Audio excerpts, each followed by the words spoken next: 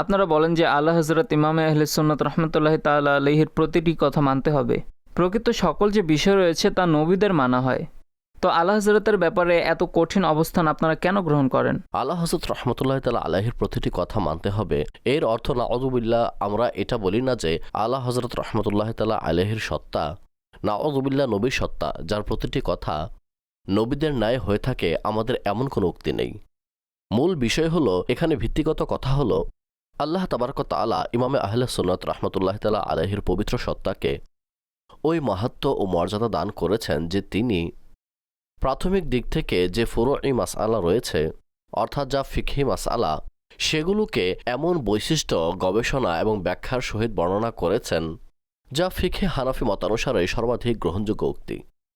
এখন কারণ ব্যতীত কোনো ব্যক্তি যদি এটা বলে যে না, এটা ব্যতিরেক মাসআলা হতে পারে, তাহলে তা ভিন্ন একটি বিষয় হয়ে যায়, একটি অহেতুক কথা হয়ে যায়। আমরা যদি ফুরুই মাসআলার দিকে তাকাই, সাধারণ যে মাসআলা রয়েছে যেগুলো আকীদার সাথে সম্পৃক্ত নয়, তাতে অনেকে বলে আলা হযরতের সাথে মতানৈক্য থাকতে পারে। ঠিক আছে, যদি মতানৈক্য থাকে তাহলে কোন বিষয় হতে পারে? মতানৈক্য তো নবী পাক সাল্লাল্লাহু আলাইহি ওয়াসাল্লামের সত্তা ব্যতীত যে কারো সাথেই হতে পারে। নবীগণ ছাড়া যে কারো ব্যাপারে মতানৈক্য থাকতে পারে। কিন্তু একটা হলো আপনি শুধু কথাই বলছেন, ভিন্নতা থাকতে পারে, কিন্তু আপনি বলছেন না যে কোন বিষয়ে ভিন্নতা রয়েছে। ফিকহি মাসালায় মতানৈক্য কোন মাসালা রয়েছে যেখানে আপনি মত প্রকাশ করতে চাচ্ছেন, আপনি বলে তো দিলেন, কিন্তু কোন মাসালায় মতানৈক্য করছেন সেটার কোনো উত্তরই নেই। এক তো হলো এটি। দ্বিতীয় বিষয়টি হলো স্পষ্ট যে মতভেদকারী যারা রয়েছে তাদের ইলমি অবস্থানও থাকে।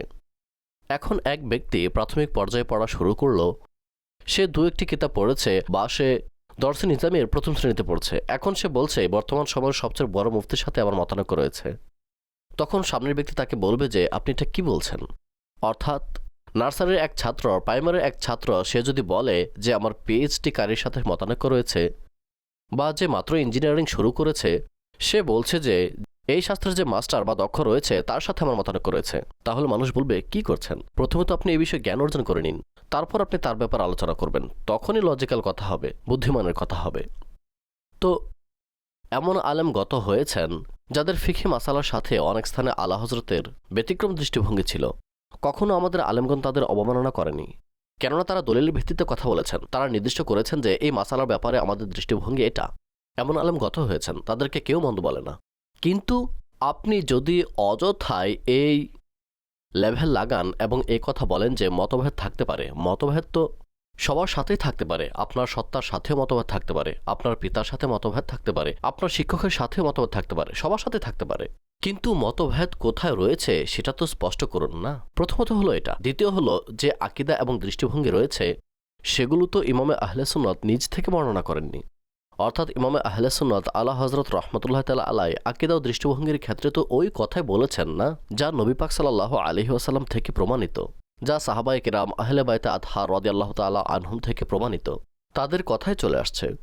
তো এমত অবস্থায় আপনি যদি এটা বলেন যে আলা হযরতের সাথে মতভেদ রয়েছে, তো সরাসরি আপনি এটাই বলুন যে আলা হযরত কুরআন ও হাদিসের আলোকে যা বর্ণনা করেছেন আমার তাতেই মতভেদ রয়েছে। সঠিক। তখন আপনি বিষয়টির বাস্তবতা কি তা জানতে পারবেন। ইমাম আহলে সুন্নাত আকীদার ব্যাপারে নিজ থেকে কোনো কথা বলেননি। ওই আকীদা, ওই দৃষ্টিভঙ্গি যা আসলাফদের থেকে চলে আসছে, তিনি সেটারই ব্যাখ্যা আমাদের সামনে উপস্থাপন করেছেন। তো আলা হযরতকে এই ব্যাপারে ফলো করার দ্বারা উদ্দেশ্য হলো তিনি সাহাবায়ে কেরাম আলাইহিমুর রিদওয়ান এবং আহলে বাইতে আতহার রাদিয়াল্লাহু তাআলা আনহুম আজমাইনদের পিছনে চলছেন।